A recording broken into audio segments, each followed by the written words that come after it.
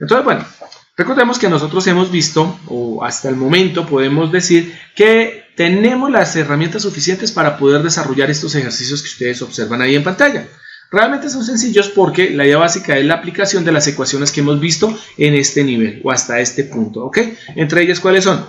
La carga en función al número de electrones. Vimos también el concepto del voltaje eléctrico, que saben ustedes que es energía sobre carga, ¿cierto? W sobre Q. Vimos también que existe la corriente eléctrica, y la corriente eléctrica está definida como la corriente por unidad de tiempo, ¿cierto? Vimos también el concepto de lo que era la resistencia. Vimos el concepto como tal de lo que era la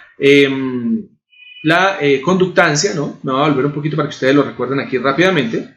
Nos devolvemos y la potencia, ¿no? Si nos devolvemos hasta este punto, a ver, por acá. Esta es una de las primeras ecuaciones, la que está en la parte superior derecha, ¿no?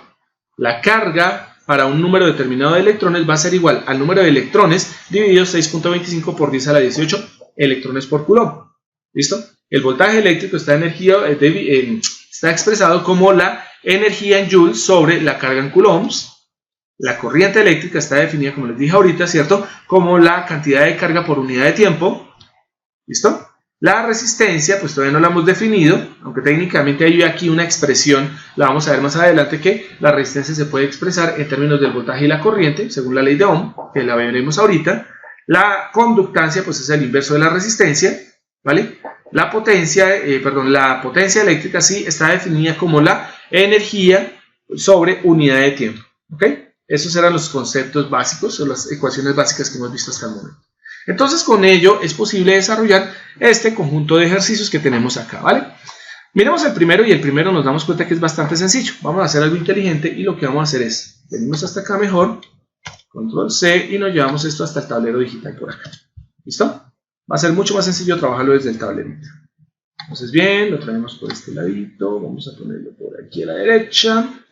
No sé si alcanzan a ver la letra, yo creo que sí se alcanza a ver más o menos, ¿cierto? Y quitamos nuestro lápiz de ahí. Ok, entonces bien, basados en esto nosotros podemos desarrollar los diferentes ejercicios que se plantean acá. En el primero nos están preguntando, y ojo porque aquí es donde parte todo el éxito de que nos vaya bien en los exámenes, en donde debemos plantear ecuaciones o soluciones o encontrar como tal una respuesta ante un enunciado de un problema. En este caso tenemos varios enunciados y por lo tanto los vamos a leer punto a punto. En este caso está interesante porque nos dice, hey, primer punto, ¿cuál es la carga en coulombs? Ya, con el simple hecho de leer hasta ahí, me están diciendo, oiga, me están pidiendo la carga, ¿cómo es que yo expreso la carga? Ah, sí, la carga se expresa, para el primer punto, la carga se expresa como Q, ¿listo? Entonces me están diciendo, ¿cuál es la carga Q en coulombs, ¿cierto? Del núcleo de un átomo de cobre. Y aquí es donde está la interpretación. Espera, stop. ¿Cómo así que del núcleo de un átomo de cobre? Ah, espérame 5, porque es que cuando yo vi lo de Coulomb me decían número de electrones sobre 6.25 por 10 a la 18. Eso era lo que me decían a mí. Pero ahora resulta que me dicen que cuál es la carga del núcleo y en el núcleo no hay electrones. Claro, recordemos muy bien que la carga del electrón, ¿cierto?, es opuesta a la carga del protón. Que cuando nosotros queremos referir la carga del electrón, utilizamos el signo menos para indicar que es negativa la carga y vamos a utilizar el signo más para indicar que es la carga positiva. Por lo tanto, la ecuación que hemos visto para los electrones es exactamente lo mismo, o se puede utilizar indistintamente para definir la carga de los protones. Entonces, en este caso, pues decimos nosotros, oye, espere, la ecuación que teníamos era esta. Entonces, nuestra ecuación, por allá, si la recordamos, dice la carga termina siendo igual al número de electrones se escribe normalmente así, número de electrones dividido 6,25 por 10 a la 18, ¿cierto? Electrones por Coulomb, ¿ok? Entonces decimos nosotros, ya, ok.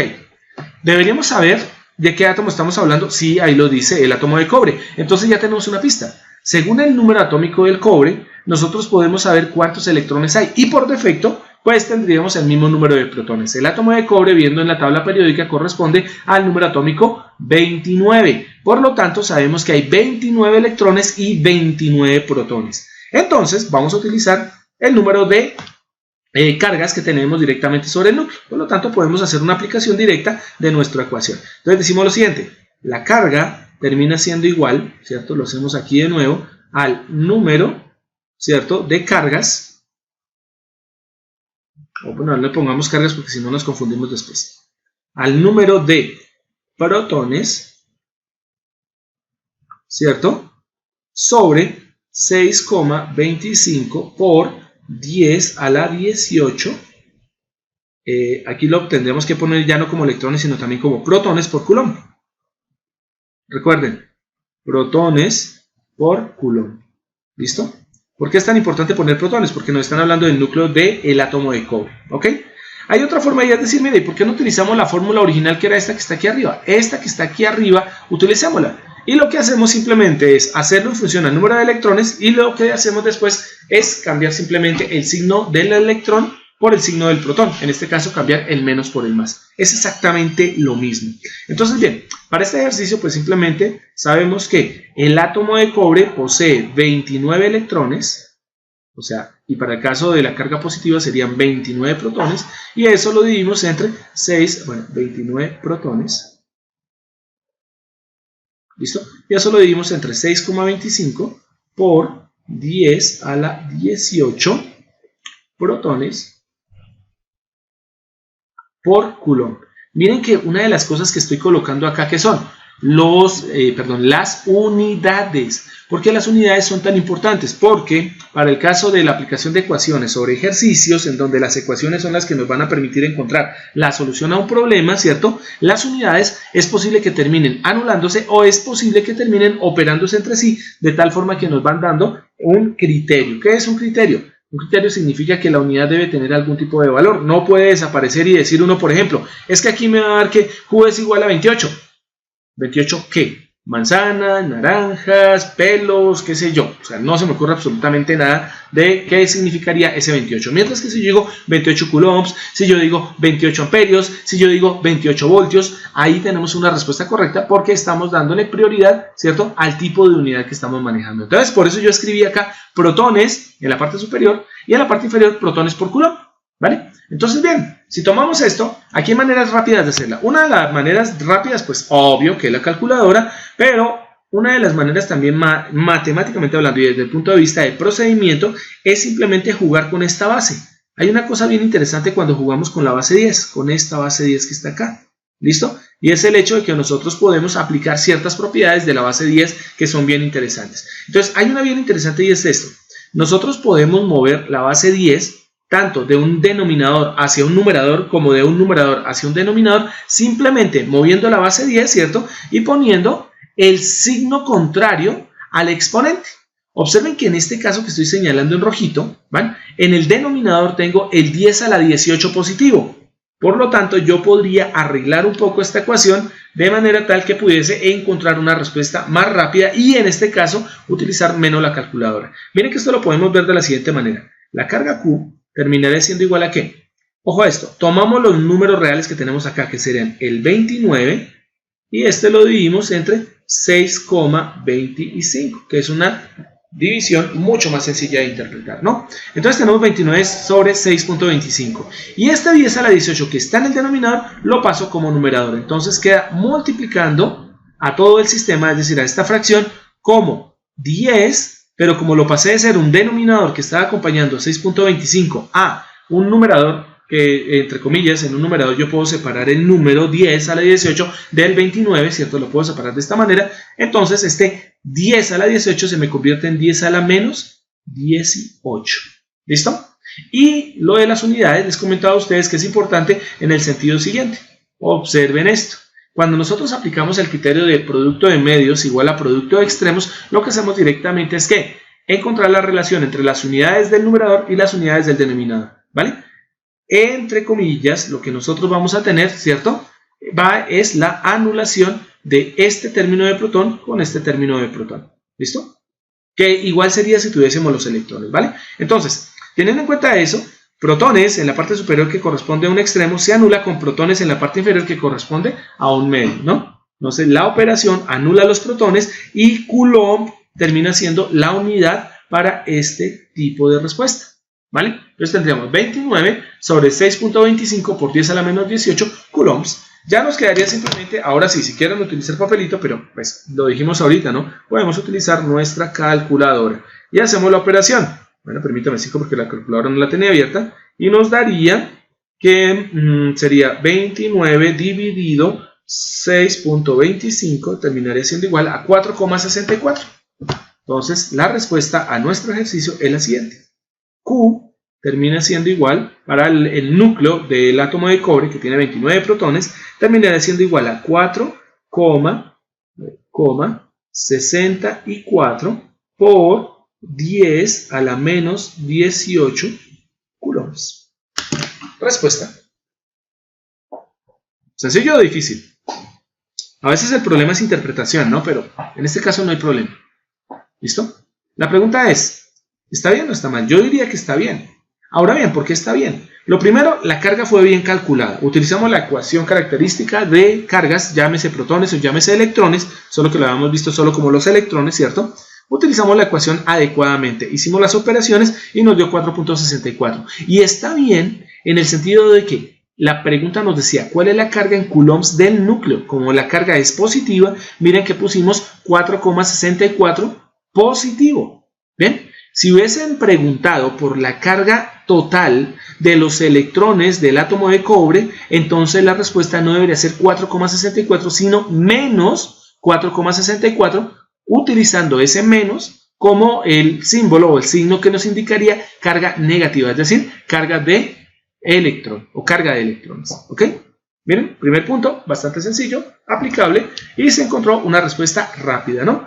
Obviamente que si nos ponemos a hacer el segundo, pues en el segundo es exactamente lo mismo que tendríamos que hacer, ¿no? La carga va a ser igual, nos está preguntando también el núcleo, pero en este caso sería el átomo de cloro. ¿Qué tendríamos que ir a hacer? Ir a buscar, ¿cierto? El número atómico del cloro, ese número atómico correspondería al numerador, lo coloco, lo divido entre 6.25 por 10 a la 18, hago las operaciones y entregaría la carga para el núcleo del átomo de cloro. ¿Ok? Entonces, ese segundo ejercicio, háganlo ustedes, si se van a dar cuenta, es simplemente para que mecanicen, repitan el ejercicio número 1, pero ahora con el número atómico del cloro. ¿Bien? Miren el siguiente, y el siguiente ya no es de ningún átomo, ni de ningún núcleo, ni nada, sino nos dice, en el caso 3, ¿vale? Vamos a ponerlo por acá. El punto número 3. El 2 háganlo ustedes allá en su casita, ¿vale? Entonces, el punto número 3, ¿qué nos dice? Leyendo. ¿Cuántos coulombs de carga? Inmediatamente ya tenemos la pregunta. Carga en coulombs. ¿Listo? ¿Cuántos coulombs de carga poseen 50 por 10 a la 31 electrones? Me están dando los electrones, me están pidiendo la carga, por lo tanto, vuelvo a utilizar la ecuación de carga, ¿no? Entonces, bien, ya como la tenemos arriba en verde, ¿cierto? Escrita, pues simplemente debemos hacer lo siguiente. Ojo a esto. Ojo, muchísimo ojo. Lo que estoy subrayando, electrones. Por lo tanto, como nos están preguntando por los electrones que son de carga negativa, lo más obvio es que en la respuesta me aparezca menos. Tiene que aparecerme el menos para indicar que estamos hablando de electrones y no de protones. ¿Estamos de acuerdo? Entonces, bien, tengo el número 50 por 10 a la 31, ¿vale? Que es el número de electrones que tengo en este sistema. Por lo tanto, aplico la ecuación. La ecuación nos dice Q es igual, yo siempre escribo de nuevo, número de electrones, en este caso utilizo porque estaban preguntándome sobre electrones, sobre 6,25 por 10 a la 18 electrones por coulomb. ¿Listo? Y por lo tanto me queda simplemente despejar. Pues bien, despejando tendríamos en el denominador 6,25 por 10 a la 18 electrones por coulomb. Y en el numerador me quedaría, un número grandote, ¿no? 50 por 10 a la 31 electrones, ¿no? Pues, y en este caso se anularían las unidades electrón esta del numerador con electrón esta del denominador y me quedaría la carga en coulombs, ¿vale? En este caso podemos hacer lo que les decía a ustedes de las operaciones, facilitarlas directamente, las operaciones que tenemos entre exponentes base 10, ¿no? Y entonces esto se podría observar de la siguiente manera. La carga termina siendo... ¡Ay, Dios mío! ¿Qué está pasando por acá? ¿Sabes por qué está fallando un poquito el lápiz? No sé por qué. Ahí tuve ese mismo problema con el lápiz. Empieza a rayarse extrañamente. Ahora sí. ¿Listo? Entonces, bien, tenemos que la carga Q termina siendo igual a, tomamos los enteros, bueno, los reales, que sería el 50, y lo divido entre 6,25. ¿Listo? Y hago aquí una operación entre bases 10. Observen que tengo 10 a la 31 en el numerador y tengo 10 a la 18 en el denominador. ¿Qué podemos hacer? Fácil, utilizando el criterio de los exponentes, sabemos que C, o vamos a tomar el exponente en base 10 del numerador, que sería el 10 a la 31, ¿cierto? Y lo vamos a multiplicar por el 10 a la menos 18. ¿Listo? Lo podemos hacer directamente acá, pero es una manera muy fácil de hacerla también así. Da exactamente la misma cosa. Entonces, bien, ¿qué tendríamos acá? Esto terminaría siendo o estaría expresado en coulombs, ¿vale? Por lo tanto, la carga termina siendo igual a 50, vamos a verlo por acá, 50 dividido 6.25 sería igual a 8. ¿Listo? Vamos a ver si me quedó bien porque uno nunca sabe. 50 dividido 6.25, termina en 25, ¿cierto? 8, nos dio 8. Entonces, bien, venimos acá y ponemos nuestra respuesta. A ver qué está pasando con este lápiz. Algo raro está pasándole el lapicito. A ver, permítame un minutito. Vamos a cambiar aquí el puerto. A veces el problema es del puerto.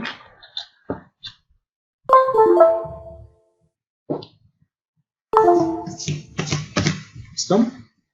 Si la tableta empieza a funcionar, aquí me está haciendo unos dibujos raros.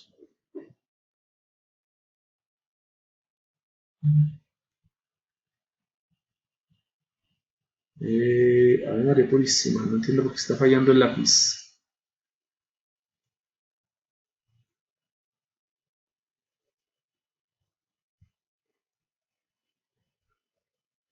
Bueno, entonces,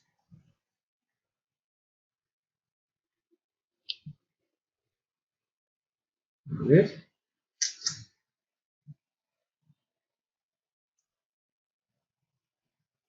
Está como fallando. Bueno, 50 dividido entre 6.25 me da 8, ¿listo? Y los exponentes me quedarían 10 a la 31 por 10 a la 8. Hay algo raro con el lápiz. Entonces, 10 a la... A ver acá. 10 a la 31 por 10 a la menos 18, ¿cierto? Hacemos directamente por propiedades de los exponentes base 10, la base termina siendo la misma, es decir 10, y lo que hacemos simplemente es restar 31, los exponentes, ¿no? 31 menos 18, que eso pues también es igual a haberlo tomado directamente como la propiedad de la división entre exponentes, ¿cierto? Con la misma base, ¿no? Es el criterio. Bien, a ver, bueno, esta cosa. Listo, entonces nos daría 8, ¿cierto? 8 por... Este lápiz está fallando y bastante, ¿eh? 8 por 10 a la 31 menos 18 nos daría 13. ¿Listo? Por 10 a la 13. Positivo. ¿Listo? Positivo el 10 a la 13, ¿no?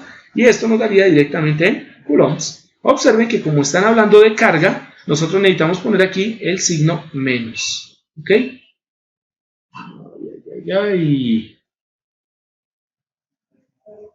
Vamos a ver por qué está fallando.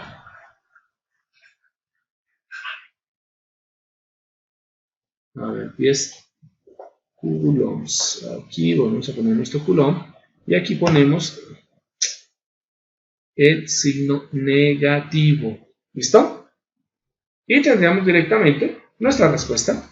La carga, para el caso número 3, la carga que corresponde a 50 por 10 a la 31 electrones es igual a menos 8, con el menos indicando que es negativo, ¿cierto? Que corresponde a los electrones, menos 8 por 10 a la 13 coulombs, ¿vale? Miren que es importante ese signo antes del número entero o el número que nos da real, ¿cierto? Porque él nos va a expresar la carga del electrón. Miren que en este caso es bien interesante porque uno podría confundirse y decir, mire, si yo pongo 8 por 10 a la 13, de pronto yo tomaría ese 13 que está positivo como si fueran protones. No, los exponentes no tienen nada que ver con la carga. ¿Listo? Miren que en el punto número 1 me dio 10 a la menos 18, mientras que en el punto número 3 me dio 10 a la 13 positivo. Ese signo no tiene nada que ver con la carga. El signo se le asimila directamente a la respuesta, al número real que nos da, ¿cierto? Y se antepone directamente a dicho número, ¿no? 4,64 expresando protones o carga positiva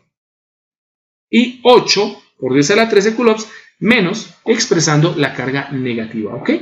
Bueno. El punto número 4, ¿cuántos electrones se requieren para producir 80 microcoulombs de carga?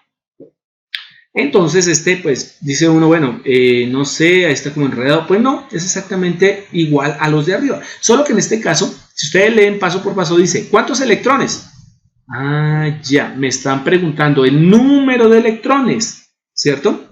Y me dice, se requieren para producir 80 microcoulombs. Cuando vemos en este caso decimos, ok, aquí lo que nos están dando es el caso contrario, ¿no? ¿Y el caso contrario qué es? El caso contrario es, me están dando la carga Q, pero me están pidiendo el número de electrones. Y entonces, ¿cómo saco esa ecuación? Fácil, volvemos a tomar la ecuación que se encuentra en color verde, ¿cierto? Y con base en esa ecuación en color verde, es que nosotros vamos simplemente a despejar el número de electrones, de tal forma que lo que nos debe quedar es directamente que el número de electrones va a ser igual a Q, a la carga, multiplicada por 6.25 por 10 a la 18 electrones sobre Coulomb. ¿Listo? Entonces, esta es bastante sencilla. Vamos a irnos por acá, vamos a ver si el lapicito ya se recuperó. A ver, parece que sí, creo. A ver, este ladito, vamos a borrar todo esto. Ok, vamos a utilizar el borrador.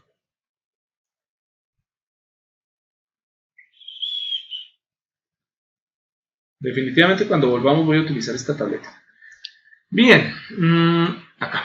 Entonces, bien. Punto número, ¿de cuál estábamos hablando? Del punto número 4, ¿no? Entonces vamos acá, punto número 4. Bueno, pregunta del millón, ¿me siguen? Porque no los puedo ver en este momento y es posible que me haya desconectado y no me haya dado cuenta. Hola, hola. Sí, no. Ok, vale. Entonces aquí me están haciendo la pregunta. Ahí está un minuto. Vale, gracias. Aquí me están haciendo la pregunta. ¿Cuál es el número de electrones? ¿Listo? Y la ecuación, volvemos a pintarla aquí en verde, nos decía simplemente la carga Q es igual a número de electrones, ¿cierto? Número de electrones sobre 6,25 por 10 a la 18 electrones sobre Coulomb, ¿no? Entonces lo que nos dice simplemente es, ahora tenemos la carga, debemos hallar el número de electrones. Por despeje, simple despeje, sabemos nosotros que nuestra ecuación será la siguiente. El número de electrones va a ser igual a la carga multiplicada por 6,25 por 10 a la 18 electrones, ¿cierto? Electrones sobre Coulomb. ¿Listo? Y ahí ya empezamos a trabajar. Número de electrones termina siendo igual a la carga. La carga dice 80 microcoulombs. ¡Ajá! Ojo con esos micro, mega, nano, kilo y todos esos elementos que utilizamos nosotros como múltiplos o submúltiplos, porque ellos son engañosos. ¿Ok? El punto número 4 tiene una cascarita precisamente en la expresión de la carga que no está en coulombs como unidad fundamental, sino está en microcoulombs, que corresponde a una unidad submúltiplo. Recuerden muy bien que micro corresponde directamente a una millonésima parte de la unidad. Por lo tanto, no vayan a tomar el 80 y a multiplicarlo por 6.25 por 10 a la 18 así de manera directa, porque van a fallar. Ah, ya, 80 microcoulombs, ¿cómo se expresaría? Entonces sería 80 por, y aquí es donde utilizamos el concepto de la base 10. El micro está definido en base 10 como 10 a la menos 6. 10 a la menos 6 corresponde a millonésima. Y una millonésima es un micro. Entonces, 80 microcoulombs en base 10 se expresa como 80 por 10 a la menos 6 coulombs. Miren que lo que hicimos fue simplemente reemplazar, ¿cierto?, el término micro por 10 a la menos 6, que es un micro, en base 10. ¿Y por qué utilizamos la base 10? Vuelvo y lo expreso, porque podemos hacer operaciones más rápido si todos los elementos están expresados en base 10 utilizando sus propiedades. Entonces aquí ya tengo una parte, ¿no? 80 por 10 a la menos 6 coulombs. Esto lo voy a multiplicar por 6,25 por 10 a la 18 electrones sobre coulomb. Aquí ya tengo algo, y es que en la multiplicación, ¿cierto?, de unidades, yo voy a tener que este coulomb que está acá se va a anular con este coulomb que está acá y me va a quedar electrón. ¿Listo? Y puedo volver a hacer lo mismo que hicimos ahorita con la división, aplica también aquí para la multiplicación.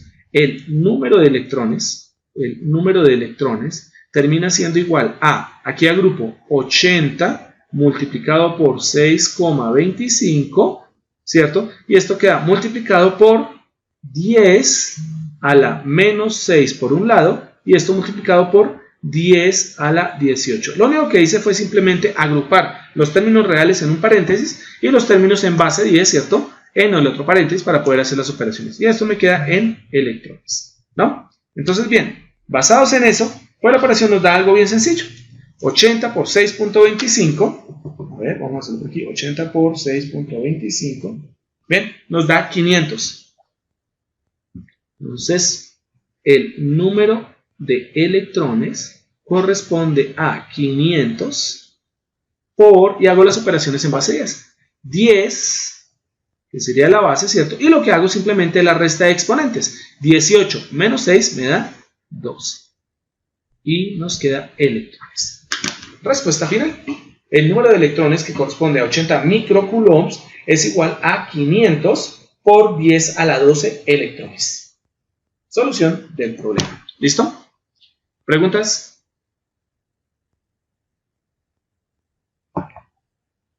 ¿Todo muy claro? ¿Nada? Fácil, ¿no? Si uno entra a la electrónica y dice, pues que la electrónica es muy sencilla, miren. Solo es saber leer y ya. Pero aunque ustedes no lo crean, a veces hay compañeros que se equivocan un poco.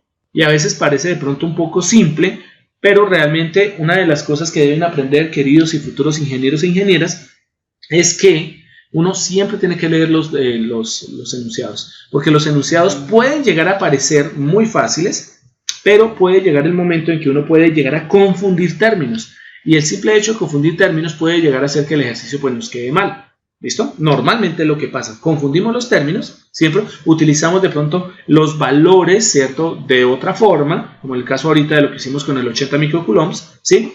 O podemos también, por ejemplo, equivocarnos, que es lo que más pasa, seguidamente pasa mucho en el cálculo y en el álgebra, ¿listo? Y es que nos confundamos de signos. Y entonces terminemos haciendo o utilizando de pronto una resta en lugar de una suma, en donde debería haber una suma, por ejemplo, ¿no? Entonces pasan ese tipo de situaciones cuando uno no lee bien, ¿ok?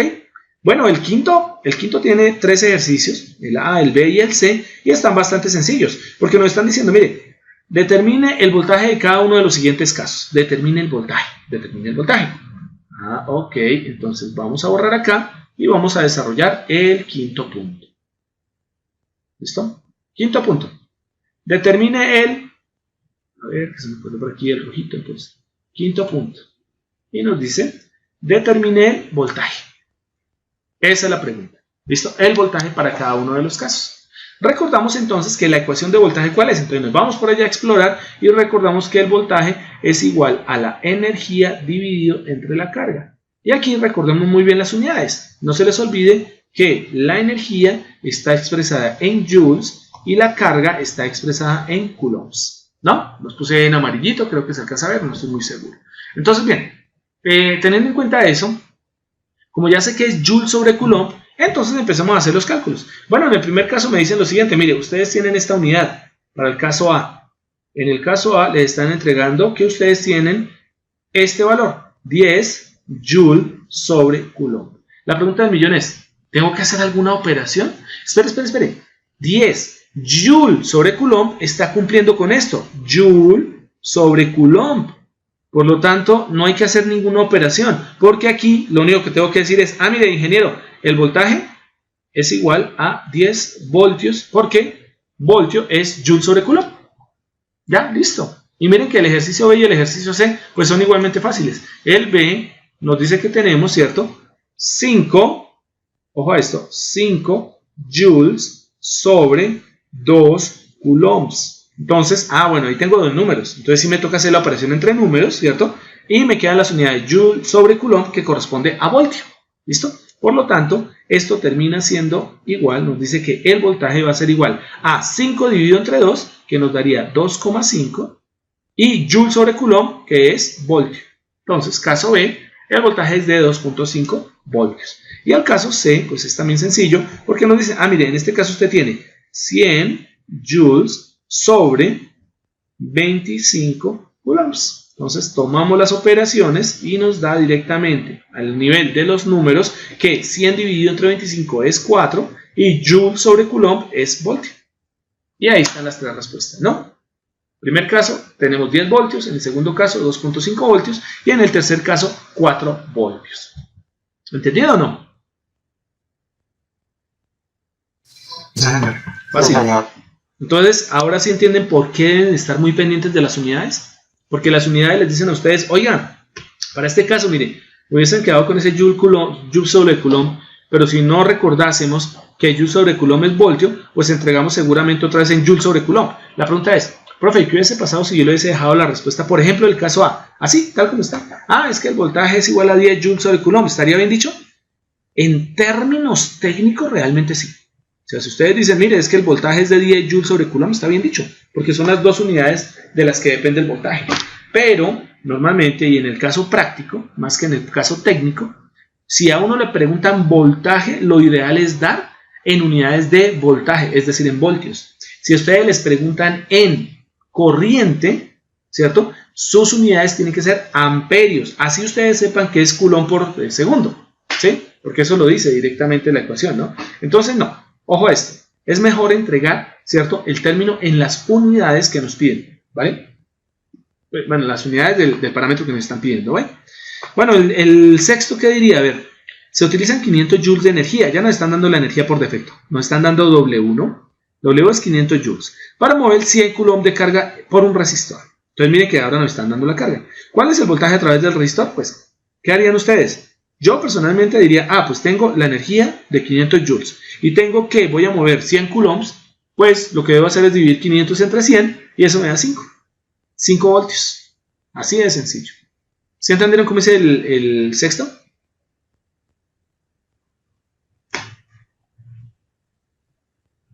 Es como lo mismo que hicimos ahorita, ¿no? Exactamente, el sexto. Entonces, sexto, ¿qué datos tenemos? Siguientes datos. Nos dieron, ¿cierto?, la energía W, que son 500 joules. ¿Listo? Y nos dicen que queremos mover directamente 100 coulombs. Entonces, nos están dando la carga que es de 100 coulombs. Entonces, ¿cuál es el voltaje? Y por ende, el voltaje terminará siendo igual a W sobre Q, lo tenemos arriba. Esto sería igual a 500 joules sobre 100 coulombs. Entonces 500 sobre 100 nos da que el voltaje es 5 y Joule sobre Coulomb pues es voltios. Entonces el voltaje es igual a 5 voltios. ¿Listo? Bien, el séptimo es lo mismo. ¿Cuál es el voltaje en una batería que utiliza 800 joules? Nos está dando la energía para mover 40 coulombs directamente. Entonces simplemente es dividir 80 entre 40 y ahí tenemos el voltaje. ¿Cuánta energía utiliza una batería de 12 voltios para mover 2.5 coulombs por un circuito? Bueno, el caso del 1, 2, 3, 4, 5, 6, 7, 8. El caso del ejercicio número 8, ahí pues también es una ecuación de voltaje. Nos están dando una batería de 12 voltios, por lo tanto es una ecuación de voltaje. Nos están dando la carga que es de 2.5 coulombs y nos preguntan la energía. Por lo tanto seguimos utilizando la ecuación de voltaje. ¿Listo? Pero en este caso lo que nos están preguntando es la energía. Entonces miren que para el caso número 7, para el ejercicio número 7, 7 o 8, no, 8. Para el caso del ejercicio número 8, nos preguntan cuál es la energía, nos dan el voltaje, que es de 12 voltios, y nos definen una carga Q de 2,5 coulombs. Por lo tanto, tomo la ecuación verde, que es, a ver, vamos a ponerlo aquí en otro colorcito, vamos a ponerlo por aquí en verde. Listo. Tomo la ecuación en verde, ¿no? Que es voltaje es igual a energía sobre carga. Despejamos la carga, la carga no, sino la energía. Entonces, W tiene que ser igual a V por Q. Por lo tanto, para nuestro ejercicio, pues simplemente reemplazamos. Entonces, la energía W termina siendo igual al voltaje, que ya lo tenemos, que es de 12 voltios, y esto lo multiplicamos por la carga, que está definida como 2.5 coulombs. Por lo tanto, la energía W termina siendo igual a 12 voltios por 2.5, que nos termina dando 30, ¿no? 12 por 2.5, y eso nos termina dando, a ver, 30, vale, me estaba confundiendo de unidad, 30 joules. ¿Listo? La respuesta. Otra vez volvió a hacer algo raro nuestra tableta. Bien, si seguimos leyendo se van a dar cuenta que está muy sencillo, ¿no? Por ejemplo, el siguiente caso, si en un resistor con una corriente de 2 amperios, si un resistor con una corriente de 2 amperios que fluye a través de él, convierte 1000 joules de energía eléctrica en energía calorífica en 15 segundos, ¿cuál es el voltaje a través del resistor? Mira que este está bonito, porque nos están dando varias unidades, nos están dando una corriente en amperios, 2 amperios, nos están dando una energía en joules y nos están dando un tiempo en segundos. Uy, miércoles. Aquí parece ser que nos están dando 3 cantidades para calcular una cuarta cantidad, que es el voltaje. Espérame, sí. ¿No podría calcular el voltaje directamente? Miremos si tenemos los datos. Como la pregunta es, ¿cuál es el voltaje? Yo debería mirar si tengo los datos para calcular de manera directa el voltaje. Entonces me voy a la ecuación en verde. La ecuación que está en verde nos dice, para calcular el voltaje necesito la energía. ¿La energía la tengo? Sí, señores, allá está, 1000 joules. Y necesito la carga. ¿La carga la tengo? Pues no.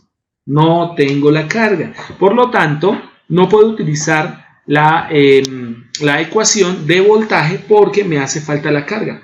Bueno, pero ¿será que de pronto puedo encontrar esa carga que no conozco con base en qué? Con base en la corriente y de pronto, por ejemplo, en el tiempo. Pues resulta que sí. Aquí tenemos que hacer 2 operaciones. Lo primero es utilizar la corriente y el tiempo para poder encontrar la carga. Y una vez que tengamos la carga, con la carga y ahora sí la energía que nos están definiendo, pues nosotros podemos encontrar el voltaje. Entonces aquí, por ejemplo, el ejercicio podría llegar a enredarse un poco en el sentido de que uno dice, tengo 3 elementos, me dieron 3 variables, 3 valores, pero no tengo una ecuación que me relacione las 3 variables. Pues uno dice, pues busque una ecuación que relacione 2 de ellas, ¿cierto? O váyase a la pregunta, mire qué le están pidiendo, mire si la ecuación tiene todos los elementos que necesita para poder calcular el término que le están pidiendo, que en este caso es voltaje, ¿cierto? Si lo tiene, aplíquelo. Si no lo tiene, entonces mire cómo puede utilizar el resto de datos que le da a ustedes el problema. Y entonces, basados en eso, pues ya podemos llegar a algo y es, vamos a borrar acá, que este ejercicio, apuntémoslo ahí porque ahora me perdí, ¿qué ejercicio es? Es el ejercicio 1, 2, 3, 4, 5, 6, 7, 8, el 9, ¿no? Entonces vamos a ver si el ejercicio 9, para el ejercicio 9, nosotros tenemos algo interesante. Entonces traemos directamente los datos. ¿Cuáles son los datos? Lo primero, nos están dando 2 amperios de una corriente y la corriente la expresamos con la letra I. Pues I es igual a 2 amperios. Me están dando después una energía y me dice, la energía es igual a 1000 joules. Y aparte de eso me están dando otro dato y me dicen que tenemos un tiempo que es de 15 segundos. Y me están diciendo, hey, calcule el voltaje. ¿Listo? Las 2 ecuaciones que yo tengo, ¿cuáles son? La primera, que les decía a ustedes, la de voltaje me dice que puedo calcularlo directamente como la energía sobre la carga. ¿Tengo la energía? Sí, señores, tengo la energía, pero no tengo la carga. Esta no la tengo. Entonces ahí es donde digo, bueno, y entonces ¿será que puedo encontrar de pronto la carga utilizando más bien, con otra ecuación, utilizando los términos que tengo acá? Pues bueno, si me están dando la corriente, pues miremos la ecuación de corriente, a ver qué sirve, de pronto sirva. Entonces la corriente está definida como la carga por unidad de tiempo. Y entonces verificamos lo siguiente, ¿nos están dando la corriente? Pues sí, señores, nos están dando la corriente aquí. ¿Nos están dando el tiempo? Si nos están dando el tiempo, ¿puedo calcular entonces la carga? ¡Tarán! Puedo calcular entonces la carga. Entonces, por lo tanto, voy a utilizar la segunda ecuación, esta que está en asterisco. Y entonces la traigo acá y lo que hago simplemente es calcular la carga. Entonces despejo la carga. La carga termina siendo igual a la corriente por el tiempo en la segunda ecuación. De tal manera que si simplemente reemplazo, pues la corriente es de 2 amperios y esta lo multiplico por el tiempo, que es de 15 segundos. Y recuerden que amperio por segundo les da coulomb. Entonces la carga termina siendo igual a 2 por 15, pues le daría 30, ¿cierto? Coulombs. ¿Listo? Amperio por segundo es coulomb. Bien, ya tengo la carga. Entonces ahora sí puedo hallar mi voltaje. Por lo tanto, para la ecuación de voltaje tengo que el voltaje es igual a la energía sobre la carga. La carga la acabo de calcular, por lo tanto tomo la energía que me dicen, mire, es de 1000 joules, ¿cierto? Y lo divido entre la carga que acabo de encontrar, que es de 30 coulombs. Anulo este y me daría 100 dividido entre 3, ¿no? Entonces 100 dividido entre 3, pues termina dándome 33.333333, etc. El voltaje termina siendo igual a 33, leémoslo solo con dos cifras significativas, con dos cifras decimales. 33,33, ¿cierto? Voltios. Y acabo de encontrar la respuesta del punto número 9. Miren que el punto número 9 está utilizando, ¿cierto?, el criterio que ustedes tienen que empezar a mirar qué datos les están dando y cuáles ecuaciones, no cuál, no una, sino cuáles ecuaciones les pueden servir para poder encontrar, ¿cierto?, los datos que ustedes están interesados en saber. Claro, sé que había otra forma de solución. ¿Cuál es la otra forma de solución, chicos?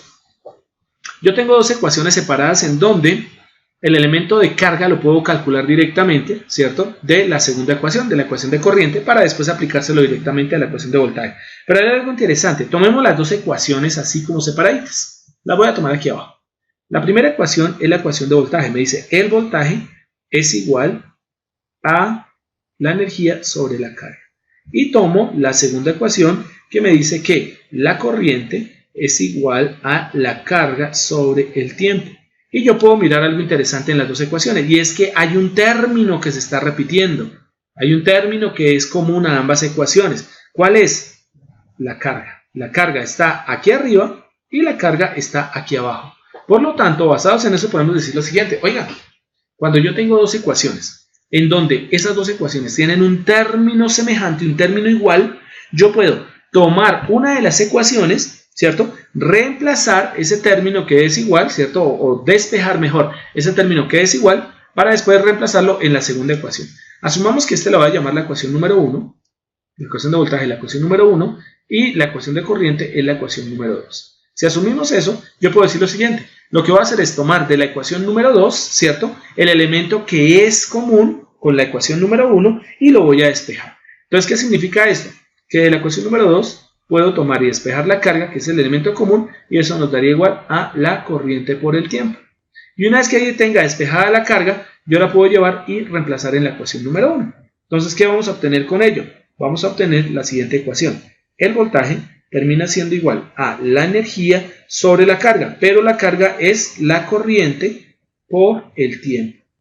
Por lo tanto, yo tengo una única ecuación que nació simplemente ¿de qué? De integrar dos ecuaciones en donde existía un elemento en común, y este elemento común era la carga.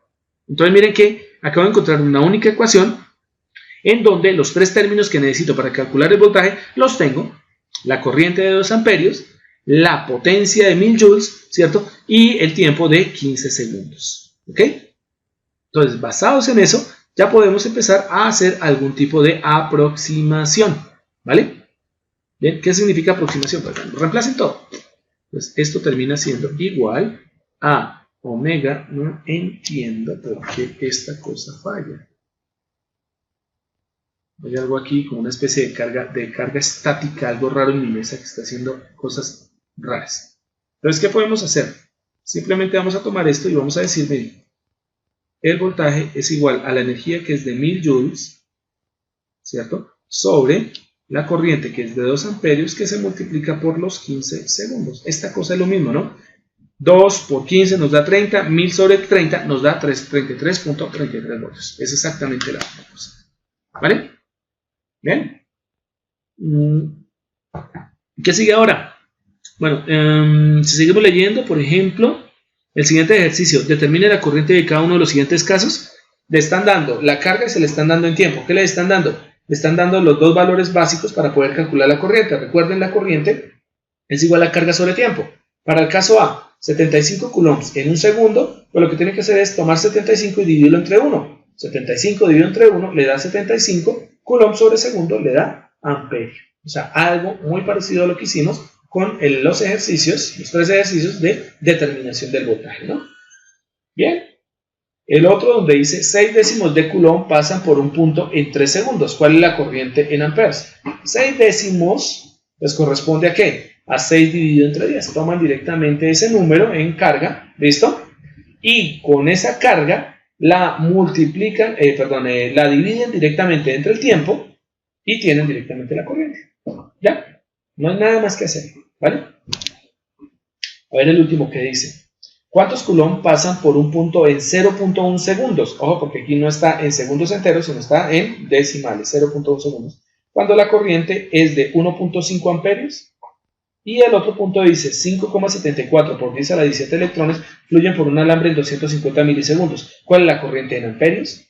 En esos dos puntos solo deben tener cuidado con que, en el caso del punto donde les preguntan ustedes cuántos coulombs, ¿cierto?, pasan en 0.1 segundos, si la corriente es de 1.5 amperios, es simplemente operación entre decimales. ¿Listo? Pero el último de los puntos, deben tener cuidado. ¿Por qué? Porque el tiempo se lo están dando ¿en qué? Se lo están dando en milisegundos. Y no les están dando la carga, les están dando el número de electrones. Entonces, en el último punto, ¿qué debemos hacer? Tomar ese número de electrones y encontrar cuál es la carga equivalente a 5,74 por 10 a la 17 electrones. Y una vez que tenga la carga, simplemente tomo esa carga y la divido entre 250 milisegundos. Recordemos muy bien que mili en base 10 corresponde a 10 a la menos 3. Entonces simplemente van a dividir la carga que encontraron del número de electrones definido sobre 250 por 10 a la menos 3 segundos. Hacen las operaciones y van a encontrar cuál es la corriente en amperios. ¿Ok? Eso se los dejo de tareilla para ver qué tal les va. Bien. Ok, ya desarrollamos todos los ejercicios. Estuvo rápido. Vale, con eso finalizaríamos. Era lo que tenemos pendiente para terminar esta presentación, ¿no? Entonces, bien, permítanme 5 segundos. Hay una estudiante de trabajo académico, de finalización de trabajo académico, o sea, va a ser ingeniera dentro de poco de electrónica, y está haciendo aquí preguntas. Entonces seguramente están escuchando el sonsonete aquí del vibrador, ¿no? Del celular. Bien. Bueno, ahora sí damos inicio directamente a lo que corresponde trabajar en cuanto al tema que nosotros vamos a definir como ¿Qué es la resistencia? Y de por sí, los primeros dispositivos que vamos a observar son aquellos que cumplen con el criterio de la resistencia.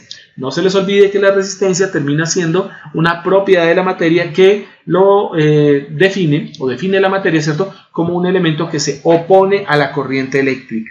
¿Listo? Por lo tanto, como tenemos oposición a la corriente eléctrica, los resistores son dispositivos diseñados para oponerse a las corrientes eléctricas. ¿Listo?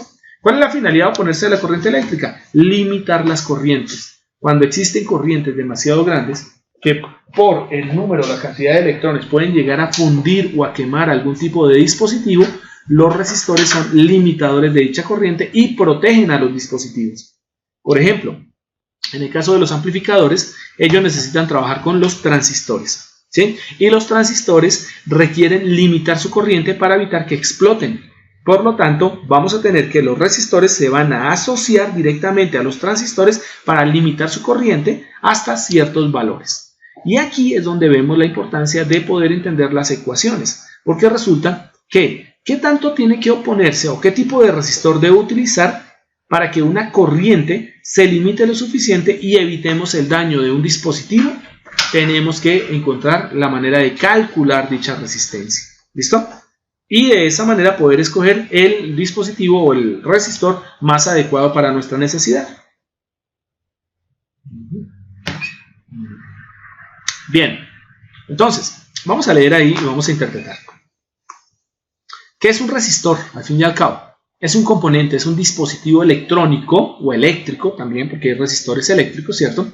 Que se diseña ¿para qué? Para oponerse, limitar directamente la corriente de un circuito. ¿Listo?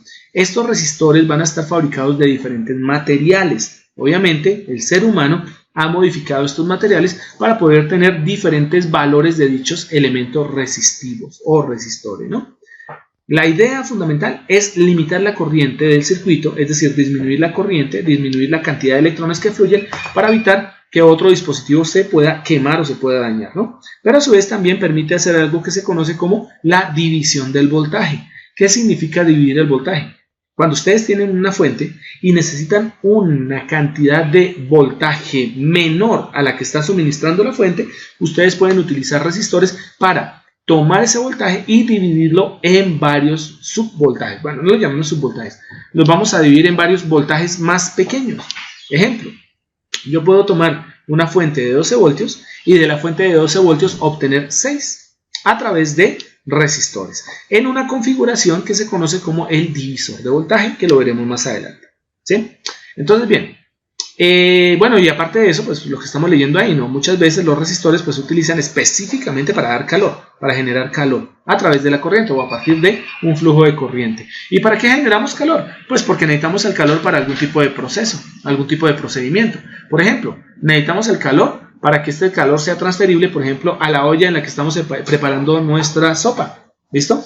Entonces, si necesitamos cocinar algo, lo cocinamos a través de la temperatura, a través del fuego, del calor. Pero, pues, cuando no tenemos fuego, no tenemos un material combustible, podemos utilizar la electricidad. Entonces, hay resistores que están diseñados específicamente para calentar y ese calor transferirlo directamente, para el caso de las estufas, a las ollas, ¿cierto? Para el caso, por ejemplo, del secador de pelo, pues transferir ese calor directamente al cabello para que éste se seque, ¿cierto? Para poder hacer un peinado, rizos perfectos, no sé, lacio perfecto y todo eso que ocurre cuando se echan secador de pelo, ¿vale? Y también lo podemos utilizar para transferir ese calor, por ejemplo, a la ropa, ¿no? Otra cosa, por ejemplo, para generar un ambiente más cálido en los automóviles. Cuando tenemos directamente que viajar en nuestro automóvil o en el automóvil de alguien, lo que sea, ¿bien? Y de pronto el ambiente está extremadamente frío. Entonces esto nos permite, por ejemplo, calentar el habitáculo, la parte interior de nuestro carro y poder tener pues calorcito, ¿no? También nos permite desempañar los vidrios, ¿vale? Y hay múltiple cantidad de aplicaciones. En el caso industrial, por ejemplo, permite muchísimo lo que es la transferencia de calor hacia el medio ambiente, hacia lo que nosotros conocemos como hornos, y por lo tanto el horno termina generando un proceso sobre el material que yo estoy introduciendo allí a través de resistores, ¿no? Otro elemento, digamos, uso práctico de los resistores como generadores de temperatura, ¿vale? Es en el caso de los cortadores de material, ¿no? Algunos materiales que se pueden cortar directamente por calor, como es el caso, por ejemplo, del icopor, ¿cierto? Como es el caso, por ejemplo, de las bolsas. También con los resistores podemos sellar bolsas. Existen algunos tipos de impresoras en donde se necesitan resistores para poder imprimir los caracteres directamente en papel químico, papel térmico. ¿Listo? Papel químico, de tal manera que se transfiere, es como el caso de los recibos que nos entregan directamente de, por ejemplo, los comercios. Vamos a un comercio, hacemos un consumo, compramos alguna cosa, pedimos la factura y muchas de esas facturas nos la entregan en formato, ¿listo?, de papel químico. ¿Quién es el que se encarga de transferir lo que es los códigos de las letras, los números directamente al papel? Resistores. ¿Ok? Entonces, la cantidad de aplicaciones que puede llegar a tener un resistor en forma de un generador de calor, pues puede llegar a ser bastante amplia, ¿no? Bien, los resistores tienen algo bien importante y es que poseen diferentes formas, ¿cierto? Múltiples tamaños, ¿listo? Y una cosa bien importante es que también pueden ser construidos con diferentes tipos de materiales. No todos los resistores están hechos con el mismo tipo de material. Es algo que no está ahí en la diapositiva, ¿ok? Pero no se les olvide, podemos tener múltiples formas y tamaños, pero también los resistores pueden ser hechos de diferentes tipos de material según la necesidad, ¿vale? Ahora bien, ¿cuáles son los tipos de resistores o cómo se clasifican los resistores según el tipo de resistencia que nos genere? Pues vamos a tener dos, los fijos, los resistores fijos o resistencias, entre comillas, fijas, y las resistencias o resistores variables. Los resistores fijos deben su nombre a que nosotros vamos a tener un valor de resistencia único y este valor de resistencia no cambia. Entonces, recordemos muy bien que las unidades de la resistencia o la unidad de la resistencia es el ohmio o el ohm. ¿Listo? Por lo tanto, nosotros podemos tener valores fijos de resistencias, ¿listo? En términos de un ohm o de una característica resistiva en ohmios fija. Si nosotros queremos o necesitamos una resistencia de 1000 ohms, ¿cierto? Compraremos una resistencia fija cuyos valores se fijen o se aproximen a esos 1000 ohms. Quiero cambiar el valor de la resistencia, me toca cambiar el dispositivo. Toca quitar uno o el que tenemos y poner uno nuevo. Entonces, los resistores fijos están diseñados específicamente para controlar la corriente eléctrica, ¿cierto?, a determinado valor, a un valor estable o fijo, ¿vale? Entre este caso, o más bien entre estos casos de los resistores fijos, nos encontramos con que ellos van a tener diferentes valores, ¿vale? Y como están construidos también de diferentes tipos de materiales, entonces nosotros vamos a tener múltiples formas y múltiples dispositivos que van a estar disponibles para su uso en electrónica, ¿no? Uno de los primeros dispositivos que ustedes observan, y es el que llamamos normalmente, utilizamos un término que es el de combate. Cuando hablamos de un dispositivo de combate o un elemento de combate, es aquel que nosotros utilizamos, que es primero barato, segundo lo utilizamos en casi cualquier circuito, tercero, al ser barato, pues obviamente lo podemos perder, lo podemos utilizar, se nos puede quemar, se nos puede partir, lo podemos prestar y no lo roban, no importa, ¿cierto? Podemos adquirir otro, ¿listo? Y se denomina también de combate porque normalmente cuando uno compra unos resistores, a excepción de que se le pierdan o los preste y se les pierda a otra persona, ¿cierto? Esos resistores prácticamente nos van a durar toda la carrera, ¿ok? Son resistores que están hechos con un cuerpo de carbón, ¿listo? Como es el caso que ustedes observan al lado izquierdo en la parte inferior. Entonces vemos que tiene un compuesto de carbón. Cuando se define el término compuesto, está diciendo que una parte de ese material que está en el centro del resistor es carbón, carbón puro, ¿cierto? Y existe una mezcla con elementos de tipo metálico. Entonces, lo que nosotros tenemos es un cuerpo negro en el centro, un cuerpo resistivo, que es el que se va a encargar obviamente de limitar la cantidad de electrones que van a fluir a través de él, pero que tiene unas trazas o tiene unos elementos disueltos, ¿cierto? Como podemos decirlo, distribuidos directamente sobre carbón. Entonces la pregunta del millón es, bueno, ¿y cómo hicieron para meter esos elementos metálicos o esos polvos metálicos directamente sobre el cuerpo de carbón? Como lo acabé de indicar, mediante polvos. Por lo tanto, un resistor no es que ustedes agarren el pedazo de carbón, lo corten o una máquina lo corte y después les polvoreen por encima, no sé, algún tipo de conductor. No. Lo que se hace para fabricar este tipo de resistores es, se toma el carbón y se muele hasta que se vuelve totalmente un polvo muy fino. Y después vamos a mezclar ese polvo fino de carbón con un polvo muy fino de metales o también a veces de metales combinados con cerámicos. De esa manera nosotros podemos jugar un poco con la cantidad de polvo metálico cerámico y la cantidad de polvo de carbón, ¿cierto?, necesario para hacer un resistor definitivo, un resistor a un valor definido. ¿Listo?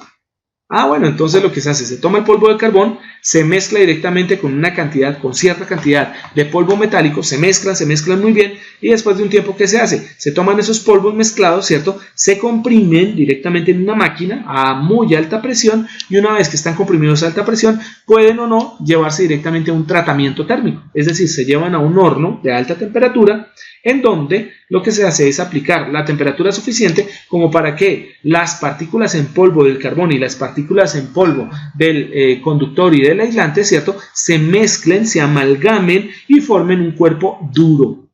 Y de esa manera obtenemos los resistores fijos, ¿ok?, de carbón. Bueno, ¿qué más elementos podemos observar? Bueno, dice que tenemos una cubierta aislante, obviamente. Va a ser simplemente un tipo de, como su nombre lo indica, aislante, un tipo de termoplástico o un tipo de cerámica que va a recubrir el cuerpo de carbón. Esto evita que, si por ejemplo nosotros ponemos este resistor sin ese cubrimiento, sin ese aislante, lo ponemos en un circuito impreso por donde fluye una corriente, pues evitamos también que el cuerpo de carbón, ¿cierto?, haga contacto directamente con algún tipo de conductor y por lo tanto la resistencia empiece a fallar, ¿ok? Aparecen unos terminales incrustados, su nombre lo indica, ¿qué son? dos terminales, dos pequeños alambritos de metal, ¿cierto?, que están metidos dentro del compuesto de carbón y que van a permitir la conexión con los circuitos, con los demás dispositivos de los circuitos externos. ¿Listo? Pero hay algo bien interesante en esto, y es algo que aparece ahí en la parte inferior, que dice código de colores. El código de colores en resistencia se utiliza para poder definir los valores de la resistencia, ¿ok? En lugar de utilizar números y decir, esta resistencia es de 10 ohmios, esta resistencia es de 50 ohmios, esta resistencia es de 1.000.000 de ohmios, en lugar de poner los números en el cuerpo de nuestro resistor, se utiliza una serie de barritas de colores, una serie de anillos de colores alrededor de la resistencia, de tal manera que cada barrita de color o cada franja de color va a tener directamente un significado numérico, ¿ok? Que vamos a ver en la siguiente diapositiva. Pero antes de empezar con el código de colores de las resistencias, que nos identifican los valores de las resistencias, miremos lo que son las fotografías que están al lado derecho. Podemos observar en la parte superior, esto voy a tratar de hacerlo aquí con el puntero. En la parte superior donde tengo el puntero en este momento, ustedes pueden observar resistencias cilíndricas. Estas son hechas en carbón, tienen un recubrimiento cerámico, ¿listo? Y en la parte exterior lo que hacen es simplemente poner las franjitas de colores que identifican, ¿cierto?, el valor de esa resistencia, ¿ok? Podemos observar algo también bien importante en esta foto, y es que son cilindros con sus barritas de colores, con sus franjas de colores, pero también vienen en diferentes tamaños, desde esta grandota que se alcanza a notar que tiene una franja roja, una franja de color como moradito, ¿cierto?, fucsia, una franja negra, y esta franja que se ve que es brillante, que es dorada, ¿cierto?, hasta la resistencia más pequeñita, que es esta pequeñísima que está aquí al lado derecho, ¿cierto?, en donde no hay manera de saber cuál es su código de colores, ¿ok? El tamaño es muy importante por algo. Recordemos, los resistores están diseñados para limitar corriente, para dividir el voltaje, y específicamente para poder limitar la corriente, ellos tienen que, en parte, liberar temperatura, tienen que calentarse. Y qué tanto se calienten o cuál sea la máxima potencia que puedan generar las resistencias, la define el tamaño de la resistencia. Entre más grande sea la resistencia en tamaño, más potencia va a disipar, más calor va a disipar. Y esto es muy importante, ¿por qué? Porque a veces nosotros necesitamos limitar la corriente y perder parte de la energía en forma de calor. Pero si yo pongo un resistor que no tiene la capacidad de eliminar la potencia que yo necesito, mi circuito se va a quemar. Mis resistores van a echar candela y seguramente se van a partir y se me va a dañar el circuito. Por lo tanto, dentro de los cálculos de diseño que tenemos que hacer, debemos tener muy en cuenta que la potencia es obligatoria, ¿cierto? El cálculo de la potencia es obligatorio desde el punto de vista de ¿qué? De poder identificar de qué tamaño tiene que ser la resistencia para que funcione adecuadamente en el circuito, ¿ok? Al lado derecho podemos encontrar una resistencia. Miren que esta parece como una especie como con orejas aquí de marciano, ¿listo? Esta resistencia que ustedes observan aquí y las otras que están aquí al lado son resistencias de potencia, son mucho más grandes que las resistencias estas cilíndricas con código de colores, y este tipo de resistencias tienen como finalidad eliminar exceso de calor. O sea, cuando necesitamos limitar la corriente a tal punto que necesitamos generar demasiado calor, una resistencia de carbón puede llegar a no ser suficiente para eliminar el calor que necesitamos. Bien, además el carbón no es un buen conductor de temperatura y entonces podemos tener problemas de quemado en nuestra resistencia de carbón. Por lo tanto, se opta por resistencias de alambre. Entonces, las que ustedes observan acá donde está el cursor se conocen como resistencias de potencia de alambre bobinado. Entonces, ¿qué tenemos? Dentro del cuerpo de este resistor, lo que nosotros tenemos es un alambre, un arrollamiento, tenemos aquí alambre enrollado sobre un cuerpo de cerámica. De tal forma que ese alambre que está enrolladito, ¿cierto?, con múltiples vueltas, ¿cierto?, se construye de tal forma que la resistencia sea baja.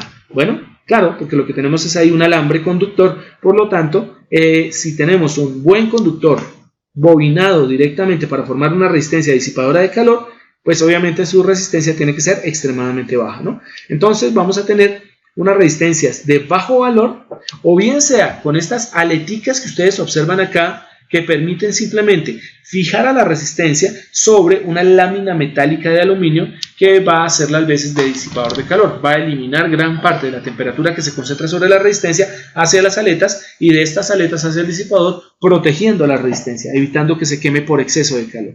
O bien sea que tenemos las resistencias así, de esta forma, que parece de forma prismática, que son como rectangulares en sus caras, en donde lo que tenemos que es igual, en el centro tenemos una horma cerámica, tenemos una serie de bobinas, una serie de enrollamientos de alambre, ¿cierto?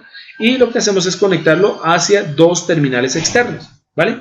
Después recubrimos eso con una baldosa, con una cerámica, de tal manera que la cerámica va a permitir aislar lo que es el cuerpo de nuestro resistor interno con respecto a nuestra temperatura externa. Pero ellas también están diseñadas para eliminar gran cantidad de calor. Bueno, las que se ubican en la parte inferior izquierda, estas que están de color azulito, donde aparece el número 1000, hay dos que dicen número 1000 y aparecen otros por ahí, ¿listo?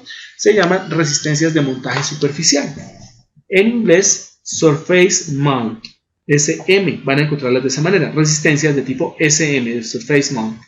Entonces, las resistencias de montaje superficial son resistencias pequeñísimas, tan pequeñas que pueden ser adaptadas directamente sobre circuitos extremadamente pequeños.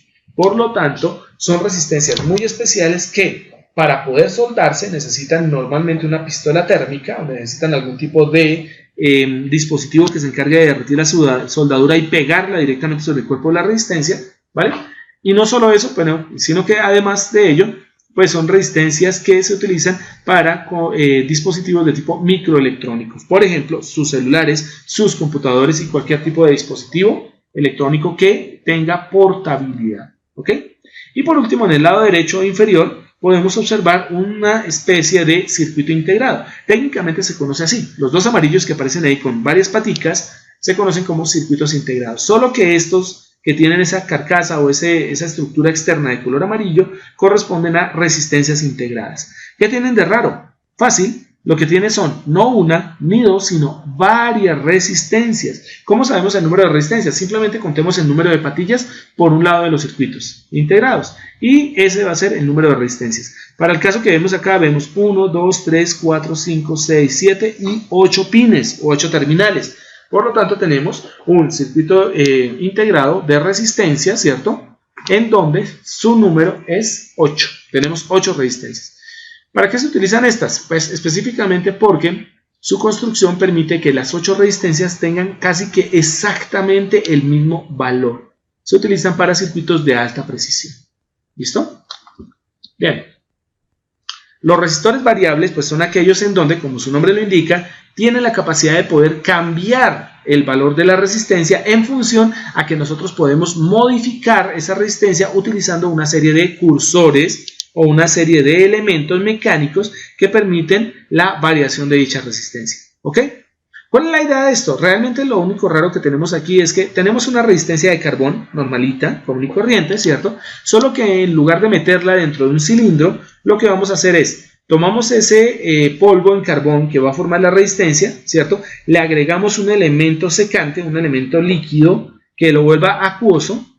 Con ese elemento simplemente lo distribuimos sobre una baquelita. La baquelita es un tipo de termoplástico. Lo distribuimos sobre una baquelita, esperamos a que se seque y después de ello creamos un tercer terminal sobre ese dispositivo resistivo, ¿vale? El tercer terminal tiene la disponibilidad y la potencialidad de poder desplazarse sobre nuestra estructura plana de resistencia, ¿no? de nuestro material resistivo, ¿vale? De pronto sería un poco más diciente si nos vamos directamente acá, por ejemplo, a ver de pronto. Es posible que encontremos algún tipo de gráfica de una resistencia variable. Normalmente utilizamos mejor el inglés, variable, resistor. Vamos a ver si de pronto tenemos por aquí, no esto, bueno, vamos a enviarlo por acá, creo que se ve como bonito. A ver a dónde nos envió. No está tan bonito como lo pensaba. Lo volvemos acá y miremos este. Este me parece más bonito, esta gráfica. ¿Listo? Miren esta gráfica. Entonces, ¿qué tenemos? Tenemos simplemente ese que dice Insulating Body, corresponde directamente a una baquelita que es no conductora. Lo que hacemos es poner el material resistivo en forma líquida, esperamos a que se seque y entonces nos queda una especie de pista que correspondería a esta pista negra. ¿Listo? Una pista de material resistivo. En los extremos de este material resistivo ponemos dos terminales metálicos, el 1 y el 3 para esta gráfica que ustedes están viendo, ¿vale? Después de eso, como hicimos directamente con material resistivo este arquito, ¿vale? Lo que vamos a hacer es generar un terminal, este central que ustedes ven en color gris, ¿cierto? De material conductor. Vamos a poner tinta conductiva, de tal manera que con esa tinta conductiva hacemos una conexión directamente a este terminal número 2 o terminal central. ¿Bien? ¿Cuál es la idea? Vamos a poner un slider, un deslizador o simplemente un cursor en la parte de aquí de arriba y vamos a poner una pequeña laminilla que conecte el material resistivo externo de color negro con el material conductor del centro y de esta manera se genere un puente entre estos dos elementos, entre el material resistivo y el material conductor del centro, ¿vale? ¿En dónde cambia la resistencia? Fácil, mire, este elemento que está denominado como wiper, ¿listo? Este wiper que ustedes tienen acá directamente es una lámina metálica. Cuando ustedes desplazan o mueven el cursor, esta lámina metálica, este wiper, se mueve. Y este wiper se mueve directamente sobre el cuerpo, haciendo contacto directamente con el cuerpo resistivo. ¿Cuál es la idea? Observemos la distancia que hay entre el terminal 1 y el terminal 2 a través del wiper. Entonces vámonos por acá. Tomamos el terminal 1, supongamos que somos la corriente y miramos acá. Entramos por este lado, nos vamos por aquí, nos vamos por acá y miren la distancia que hay entre el terminal número 1, cuando está aquí pegado directamente sobre el material resistivo, y el wiper. Si nosotros comparamos la distancia que hay acá con la distancia que hay entre el wiper y el terminal número 3, se dan cuenta ustedes que hay menor distancia entre 1 y 2 y mayor distancia entre 2 y 3, ¿ok? La cantidad de material resistivo que haya por unidad de longitud nos va a definir la resistencia. Entre menos longitud de separación haya entre el wiper y el terminal externo, o sea, alguno de los dos terminales externos, menos material hay, menos resistencia hay. Entre más distancia haya entre los extremos, cualquiera de los dos extremos y el wiper, vamos a tener más material resistivo y por lo tanto tendremos más resistencia. Entonces, este tipo de dispositivos tiene la capacidad de poder variar su resistencia simplemente porque tenemos un cursor metálico que se desplaza sobre el cuerpo resistivo. ¿Ok? No sé si de pronto tengamos, a ver, veamos por acá. Ahí ustedes alcanzan a ver diferentes formas de los potenciómetros. Esta es como la más común. ¿Listo? La que estoy apuntando en este momento. Pero miremos acá, devolvamos un minutito. A ver si de pronto hay algún video. Es posible que tengamos un video demostrativo. A ver. Claro está, si el internet de la casa nos ayuda. Normalmente uno casi siempre encuentra es como simulaciones, ¿no? Aquí hay uno como bonito. Voy a adelantarme. Creo que vamos a tomar ahorita este videito, lo vamos a buscar y lo vamos a dejar en la plataforma para que ustedes lo puedan acceder. ¿Listo? Directamente, mire, esta página está bien interesante. Aquí aparece lo que es el término del potenciómetro, ¿cierto? Los usos que se le dan directamente a los potenciómetros rotatorios y a los potenciómetros deslizantes, sliders. Y aquí está un pequeño videito que me parece bien interesante. Creo que lo voy a subir en la plataforma, ¿ok? Vamos a ver por acá. This is a Borns 500K audio taper pot. Let's open it up and take a look inside. First step is to remove or lift up these 4 tabs. I'm going to use this Van a quitar esas 4 pestañitas para poder destapar el potenciómetro. Wedge underneath those tabs and lift them up. They're pretty tight when you first get started. You may need to use something even sharper, like maybe the sharp edges of some cutters. Just be careful not to cut them off. Alright, with those lifted up, the entire body of the pot just pulls away. Ahí retiran el cursor. Now the shaft connects through the phenolic wafer to a plastic disc on the back. The plastic disc has been crimped onto the shaft, and there's no easy way to get that off without damaging it, making it impossible to put it back together. So I'm leaving it on there. You can see that the plastic disc underneath it has this wiper, es el wiper o cursor. Has a dimple in it, and the dimple is touching down onto the phenolic wafer in y one ahí place. Está haciendo contacto Now, printed onto the phenolic wafer el is material del wiper, del cursor, directamente con el depósito de tinta resistiva, ¿no? This lugs, a little black strip right there. It comes out and it's printed in a big circle around like this, and then connects up on this end like this. That amount of conductive material is what determines the resistance of this pot. In fact, if you just take your multimeter and connect it across these two lugs, it doesn't matter where the shaft is. Por ejemplo, van a demostrar que no cambia la resistencia porque están tomando los datos desde los extremos. Pero con respecto al centro debería cambiar. Another brand of pot because it's easier to see inside than the Bournes. This is a CTS brand pot, and it's put together pretty differently from the Bournes we were just looking at. Now I've already lifted up the 4 tabs so that we can easily see the body of the pot, allowing por ejemplo, lo desarmaron y va a ser mucho más fácil. Observen ahí. Observen en este punto. A ver, quitemos este coso de acá. Observen en este punto que desarmaron este potenciómetro. En este caso podemos ver el eje, ¿cierto?, de desplazamiento.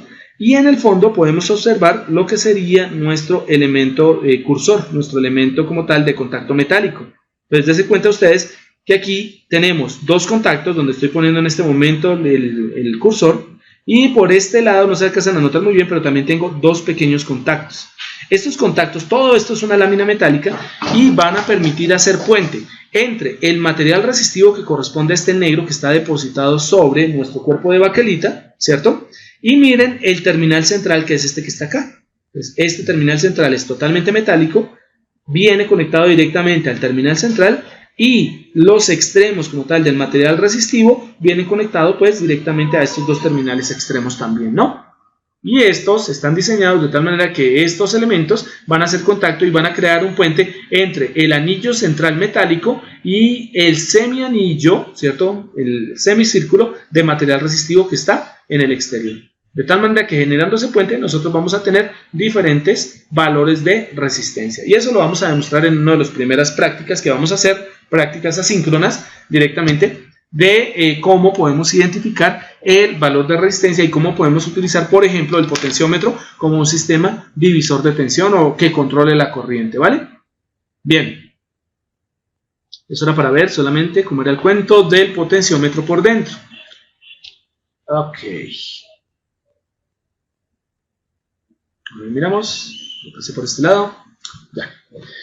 Bueno, la idea básica del resistor variable es que, como les decía ahorita, yo puedo utilizarlo para hacer una división del voltaje, dividir el voltaje, siempre y cuando pueda controlar la corriente, que no sea muy alta, porque una de las cosas que tienen los potenciómetros es que ellos sí que son sensibles a la corriente. Una corriente demasiado elevada puede dañar un potenciómetro, ¿listo? Y lo veremos más adelante para que podamos entender por qué lo puede llegar a dañar, ¿vale? Y bueno, también sirve para controlar la corriente. Cuando un resistor variable se utiliza para dividir voltajes, ese resistor variable se conoce como potenciómetro. Cuando un resistor variable se utiliza para controlar una corriente, para disminuir una corriente, entonces el resistor variable se llama reóstato.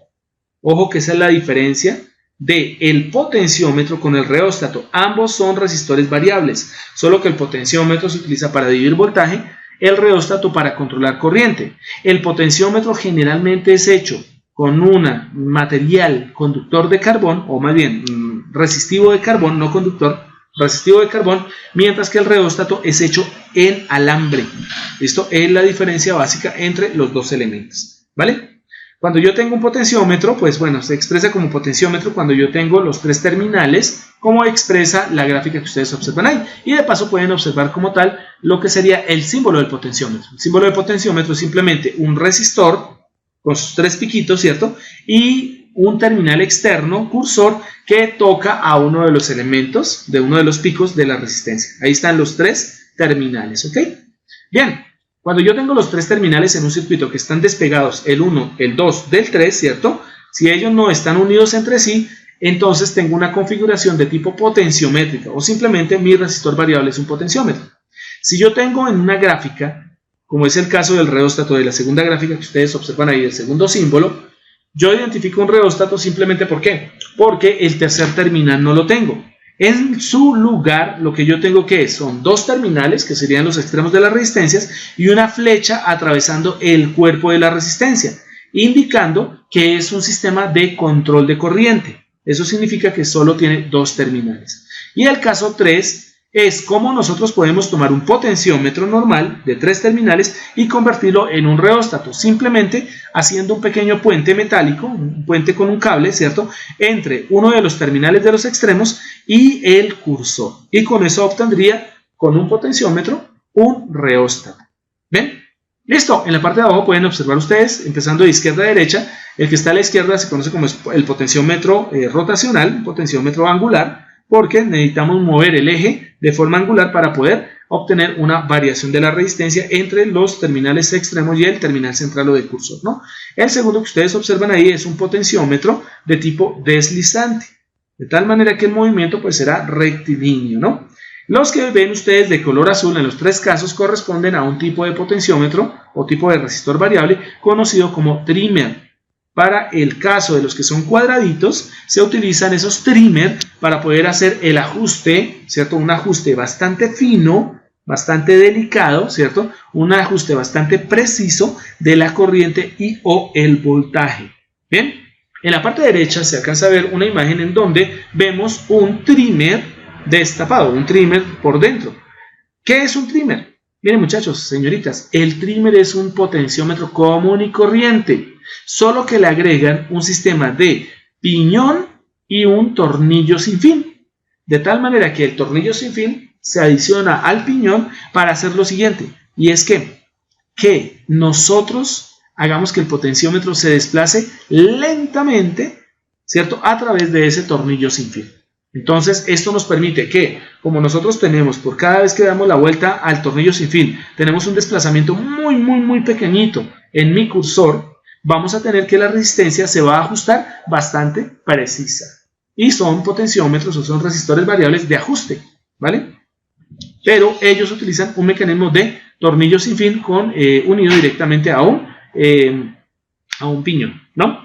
Bueno, los que ustedes observan aquí que hay un conjunto de 5 en esta fotografía, se conocen como potenciómetros lineales. ¿Listo? ¿A qué se debe que se llamen lineales? Porque resulta que la variación entre el terminal central o cursor y los extremos va a ser casi que proporcional. Por cada ángulo o por cada movimiento en el eje de mi potenciómetro, yo voy a tener una resistencia proporcional en cambio. ¿Listo? ¿Qué significa esto? Significa que estos de azulitos que están ahí en conjunto de 5 son también potenciómetros de precisión. ¿Listo? ¿Qué tienen por dentro? Exactamente lo mismo. Y es un sistema de piñón y tornillo sin fin. Vale. Ahora se aparece el famoso código de colores para resistores. Recordemos muy bien. Para poder determinar el valor de un resistor, nosotros simplemente vamos a utilizar unas franjas de colores sobre el cuerpo del resistor. Normalmente los resistores de tipo cilíndrico y que son con base en carbón. ¿Listo? La idea básica de esto es que nosotros podamos identificar el valor más preciso de nuestro resistor utilizando esa lectura de esas franjas de color. La idea también básica es decirles que los resistores no tienen un valor perfecto. Por lo tanto, cuando yo voy, por ejemplo, a Ferretrónica o voy a una tienda de electrónica y voy a comprar una resistencia de 1000 ohmios, olvídense que ustedes van a tener 1000 ohmios exactos. ¿Listo? El único sitio en donde ustedes van a tener 1000 ohmios exactos, 2000 ohmios exactos, 5000 ohmios exactos, lo que sea que ustedes utilicen, es en papel o en el simulador. Los simuladores, el software como tal, de ellos permiten que ustedes puedan tener las resistencias ideales, es decir, que el valor que ustedes fijan ahí es exacto, ¿listo? Pero en el mundo real, los resistores sí van a tener un problema y es que ese valor no es exacto. A ese cambio o a esa desviación en el valor que nos indica el código de colores en una resistencia se le conoce como la tolerancia del resistor. Por lo tanto, la tolerancia es un grado de desviación. Es que tanto se corre la lectura del código de colores con respecto al valor real. Mejor dicho, en otros términos, nos expresan el error. ¿Qué tanto error vamos a tener en nuestro resistor? Ahora dice uno, bueno, pero ¿por qué no puedo tener un resistor de un valor perfecto, de un valor exacto? Porque es que resulta que recordemos que el resistor se forma directamente de una mezcla de carbón directamente con algunos materiales de tipo conductor y cerámico, ¿vale? Pero esa mezcla no es perfecta.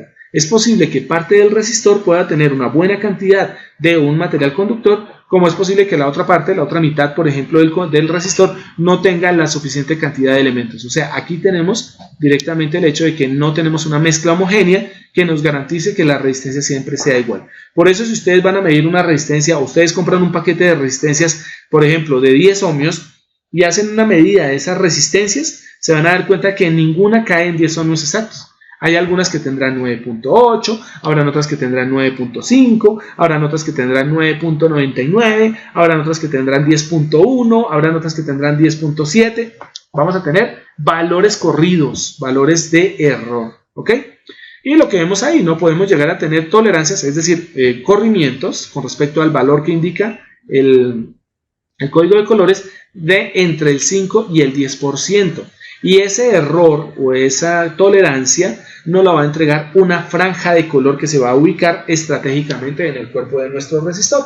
De tal manera que, dependiendo de la precisión que yo quiera darle a una resistencia, yo puedo tener varias franjas. Hay resistencias de 3 franjas de color, hay resistencias de 4 franjas de color, hay resistencias de 5 franjas y hasta resistencias de 6 franjas de color. Entre más franjas se tenga, más precisa es la lectura y más precisa es la resistencia. Y eso es lo que ustedes observan ahí. ¿Listo? En la parte superior tengo una resistencia de 5 bandas. Obviamente no está color, por lo tanto no podemos saber qué bandas son, ¿vale? No podemos saber qué valores son. Y en la parte inferior vemos uno de 5 bandas, ¿ok? Para el caso de las resistencias de 4 bandas, normalmente la tolerancia está entre el 5 y el 10% del error, mientras que en el de 5 bandas nosotros tenemos una tolerancia que va entre el 2, el 1 o menos por ciento de error. Quiere decir que las de 5 bandas son mucho más precisas que las de 4 bandas. Bueno, por aquí viene el truco de cómo leemos una resistencia. Para poder leer una resistencia, lo primero es que debo saberme el código de colores. ¿Listo? Y lo segundo es que va a haber un orden en la lectura de dichos colores.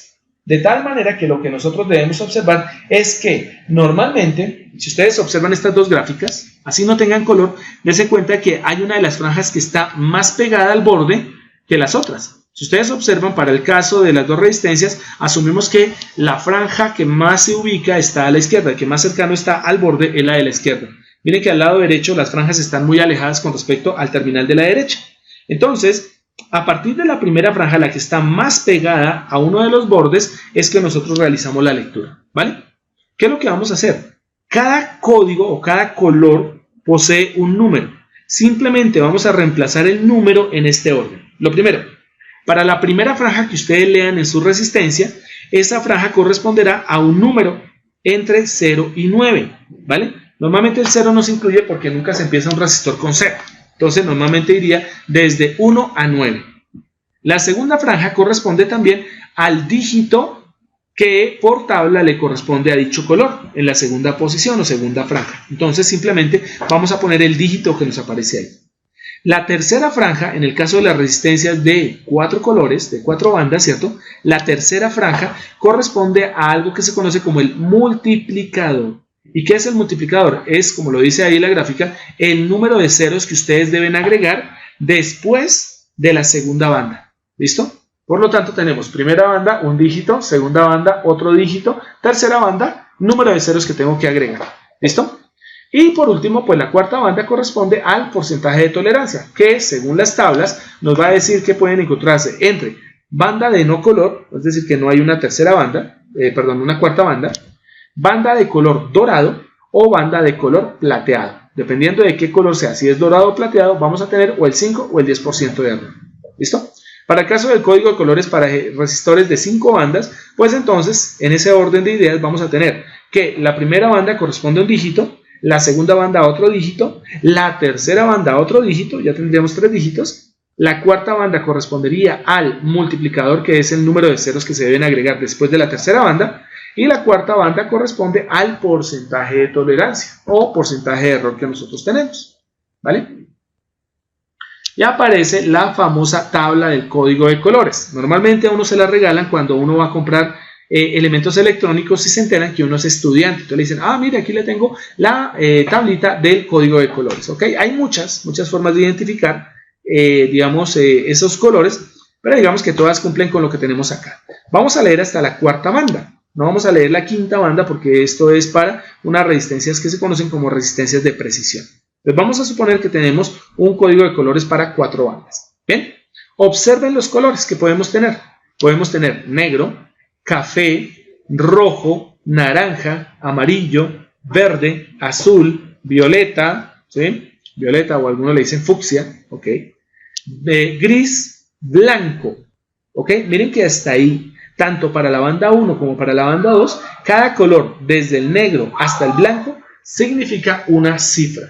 Si en la primera banda nosotros tenemos el café, esa primera banda será un 1. Si en la primera banda yo tengo que la banda es de color rojo, entonces yo reemplazo ese rojo por un número 2 y así sucesivamente. En la segunda banda voy a hacer exactamente lo mismo. A diferencia de la primera banda, en la segunda banda yo sí puedo tener el negro, la banda negra, ¿vale? Pero en la primera banda no la puedo tener porque como el negro representa el 0, pues no tiene caso, no tiene sentido poner un 0 iniciando una resistencia. No tendría valor, ¿ok? Por eso es que la segunda banda sí incluye el 0. Entonces, en la segunda banda yo puedo tener desde negro, que indicaría un 0, el valor numérico 0, hasta el blanco, que correspondería al valor numérico 9. Y para la tercera banda, pues el negro indica que voy a agregar, ¿cierto? Ojo a esto, voy a agregar 0 ceros, ¿cierto? En el rojo voy a agregar, en el café voy a agregar un 0. En el rojo, como el rojo es 2, voy a agregar 2 ceros. En el naranja, como el naranja es 3, voy a agregar 3 ceros. Y así sucesivamente. Hasta que llego al código violeta. ¿Sí? ¿Alguien iba a preguntar algo?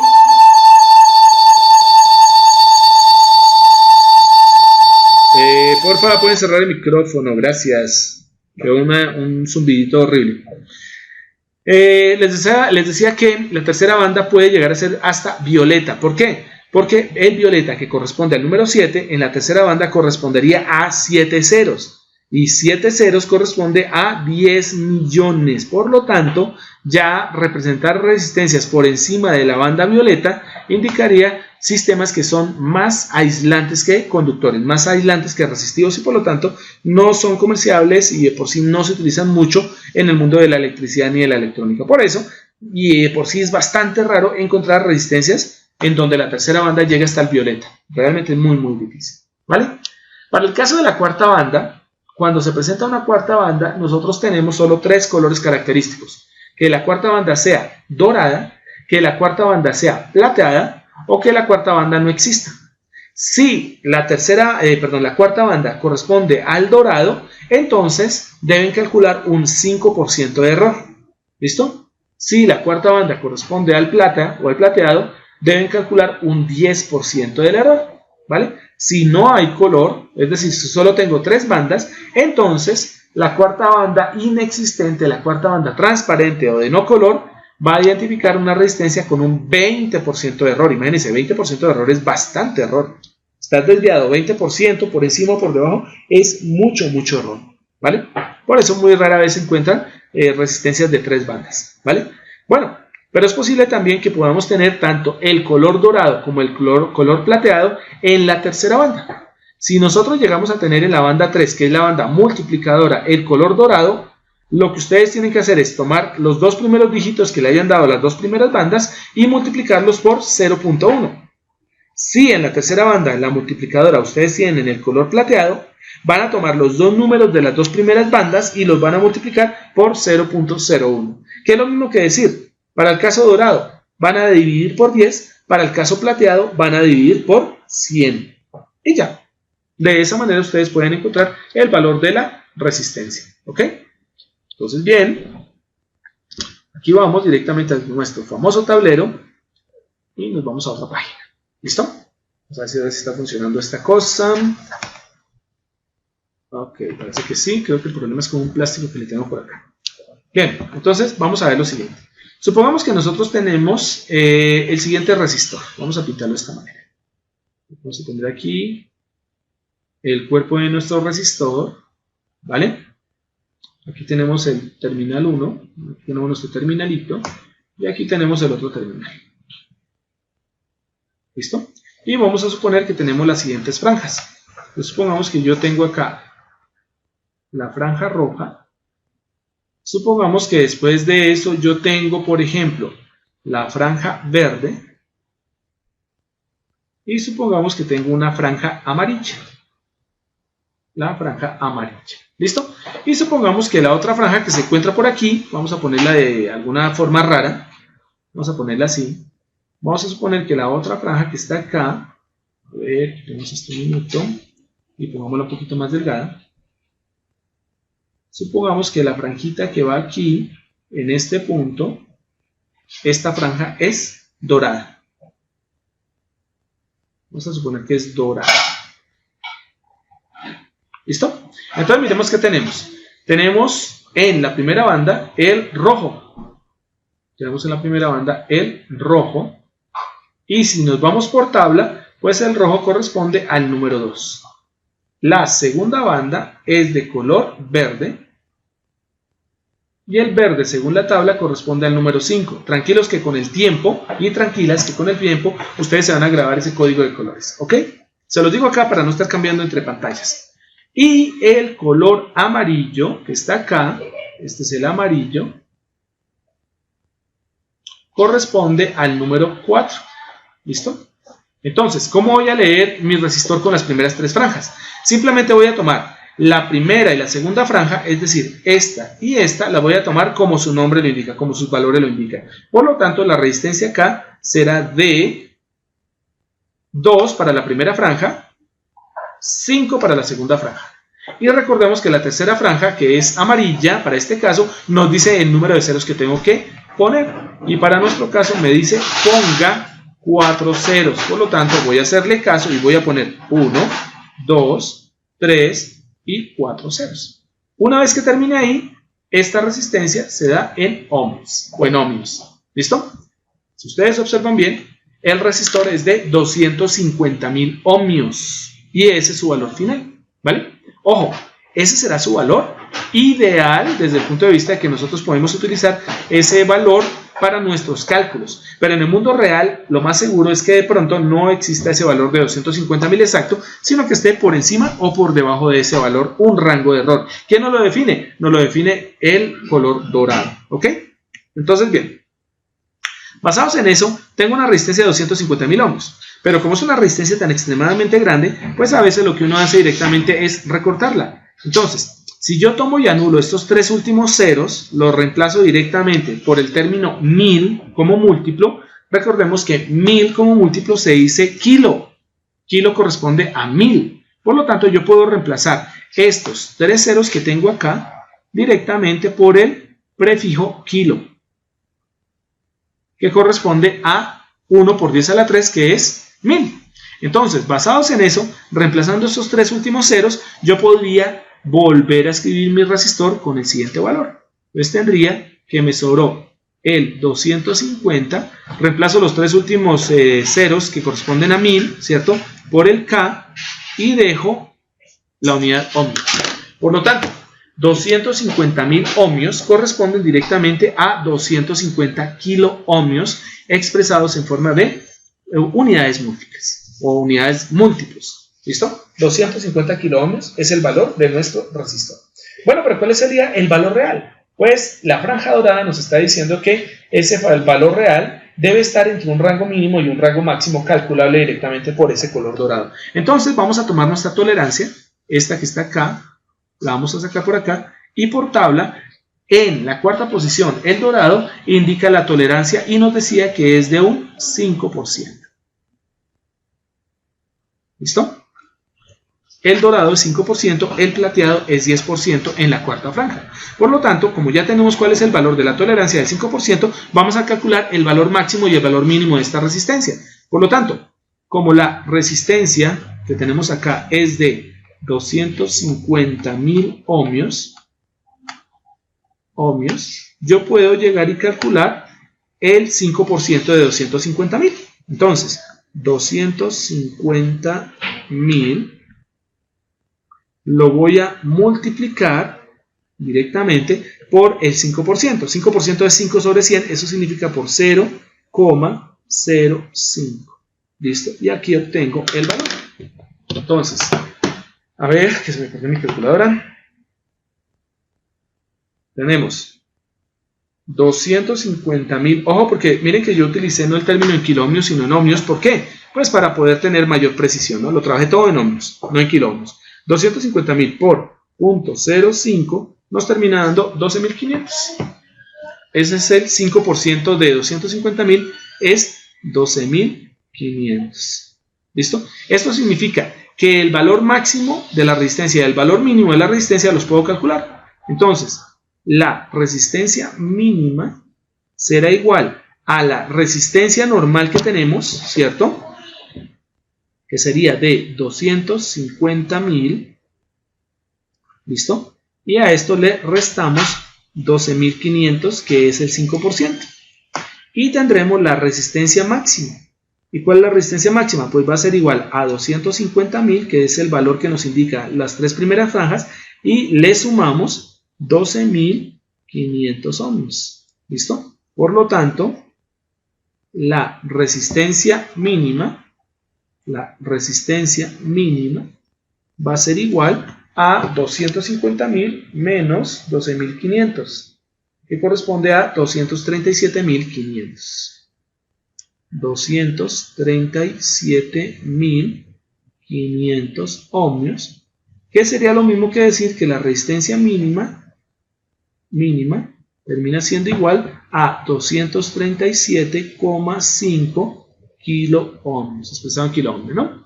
La resistencia máxima, pues ¿qué termina siendo? La resistencia máxima termina siendo igual a 250.000 más 12.500, nos daría 262.500, ¿no? 262.500 ohmios. Por lo tanto, expresado en unidades múltiplos de kilo, sería igual a R máximo de 262,5 kilo ohmios. Y ahí está el rango de la resistencia máxima y la resistencia mínima. Solo tomamos el valor de la resistencia que nos expresan las tres primeras franjas, ¿cierto? Le sacamos el 5% si es dorado, el 10% si es plateado, ¿cierto? Y con ese porcentaje se lo sumo y se lo resto directamente al valor indicado por el código de colores de las tres primeras franjas. Y ahí tendré que la resistencia tiene un valor que puede oscilar entre mínimo 237.5 hasta máximo 262.5 kilo ohmios. Y eso es demostrable utilizando resistencias comunes, ¿cierto? Y utilizando un multímetro. ¿Vale? No sé si tengan preguntas hasta ahí.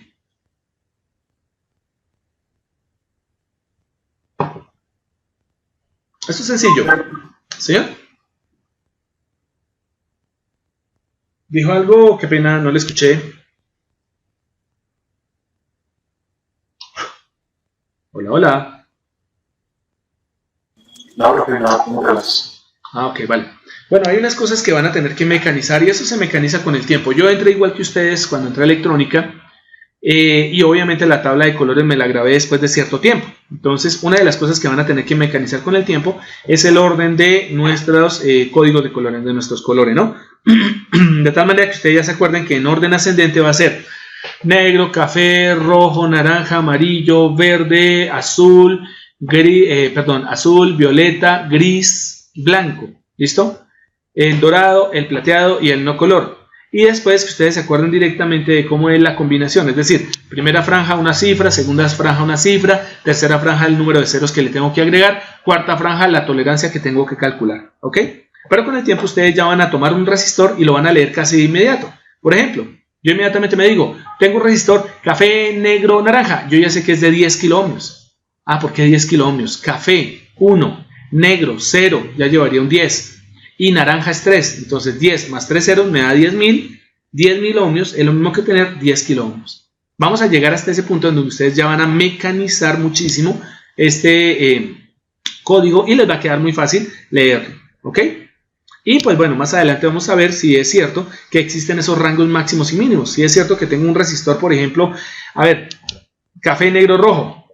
Café 1, negro 0, ya tengo un 10. ¿Cierto? Rojo, un 2, entonces un 10 más 2 ceros es un 1000, por lo tanto tengo una resistencia de 1 kilo ohmio. Entonces más adelante vamos a comprobar que es cierto que el resistor, así me diga que es de 1 kilo ohmio, no es exactamente 1 kilo ohmio, sino tiene que estar o un poquito por encima o un poquito por debajo, y eso nos lo expresa la franja de tolerancia o cuarta franja. Listo, esto estuvo productivo hoy, ¿vale? Entonces, a la plataforma voy a subir directamente ya esta diapositiva. Todavía nos hace falta, ¿no? O sea, todavía nos hace falta mirar un poco sobre el rotulado de resistores cuando los resistores son pequeños. hablar sobre el uso del multímetro, todavía no vamos a usarlo, ¿cierto? Cuando se detecta un cortocircuito, cuando se define un punto de ruptura o apertura, y poder observar la ley de Ohm. La ley de Ohm no entra para este primer examen, para este primer parcial. Por lo tanto, no vamos a tener problemas, ¿cierto? Hasta acá. Y aunque yo les entregue estas diapositivas, las suba a la plataforma, nosotros vamos hasta este punto. O sea, vamos aquí, directamente ahí, ¿vale? Entonces sí les voy a subir una serie de ejercicios para que ustedes los desarrollen y los mecanicen un poco en cuanto al código de colores, ¿ok? Y bueno, la idea básica es hacer más adelante también un tallercito que les permita a ustedes seguir practicando el código de colores, determinando el valor de los resistores, ¿listo? Pero también poder empezar a hacer algunos diseños. Una vez que veamos la ley de Ohm y veamos lo que es el circuito que conocemos como divisor de tensión, ya empezaremos a hacer nuestros primeros diseños, ¿ok? Pero para eso ya llegaremos hasta el segundo examen parcial. Por el momento, el examen iría hasta este punto, hasta el código de colores. ¿Estamos? Eso. Ok, perfecto. Vale, chicos, son las 5:58. Voy a detener aquí la grabación para procesar su video y poderlo subir junto con las diapositivas, ¿ok?